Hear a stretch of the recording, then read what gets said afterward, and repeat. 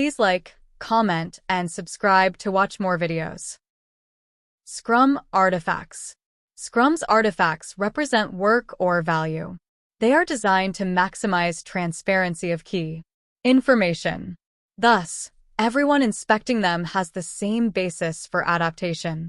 Each artifact contains a commitment to ensure it provides information that enhances transparency and focus against which progress can be measured. For the product backlog, it is the product goal. For the sprint backlog, it is the sprint goal. For the increment, it is the definition of done. These commitments exist to reinforce empiricism and the Scrum values for the Scrum team and their stakeholders. Product backlog. The product backlog is an emergent, ordered list of what is needed to improve the product. It is the single source of work undertaken by the Scrum team. Product backlog items that can be done by the Scrum team within one sprint are deemed ready for selection in a sprint planning event. They usually acquire this degree of transparency after refining activities. Product backlog refinement is the act of breaking down and further defining product backlog items into smaller, more precise items. This is an ongoing activity to add details, such as a description, order, and size. Attributes often vary with the domain of work. 11. The developers who will be doing the work are responsible for the sizing. The product owner may influence the developers by helping them understand and select trade-offs. Commitment. Product goal. The product goal describes a future state of the product which can serve as a target for the Scrum team to plan against. The product goal is in the product backlog.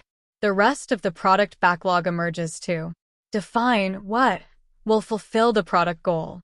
A product is a vehicle to deliver value. It has a clear boundary, known stakeholders, well-defined users or customers. A product could be a service, a physical product, or something more abstract. The product goal is the long-term objective for the Scrum team. They must fulfill or abandon one objective before taking on the next. Sprint backlog.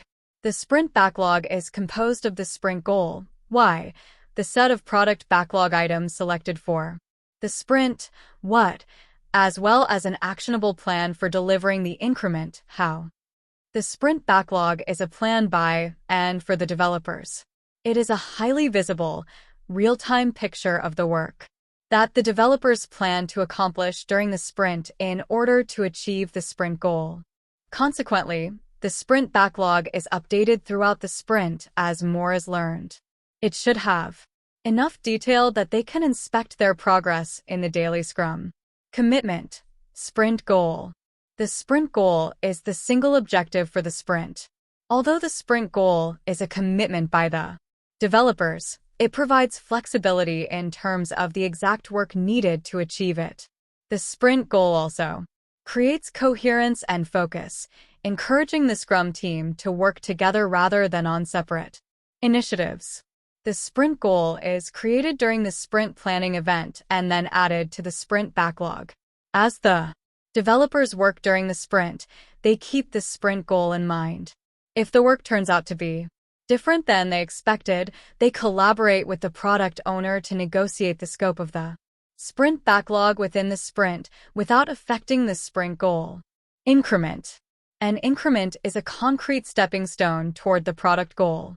Each increment is additive to all prior increments and thoroughly verified, ensuring that all increments work together. In order to provide value, the increment must be usable. 12. Multiple increments may be created within a sprint. The sum of the increments is presented at the sprint review, thus supporting empiricism.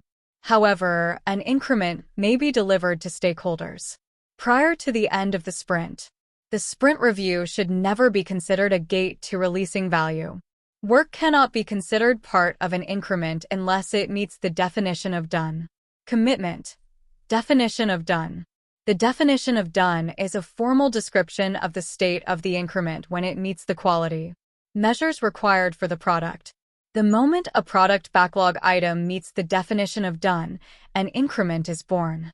The definition of done creates transparency by providing everyone a shared understanding of what work was completed as part of the increment.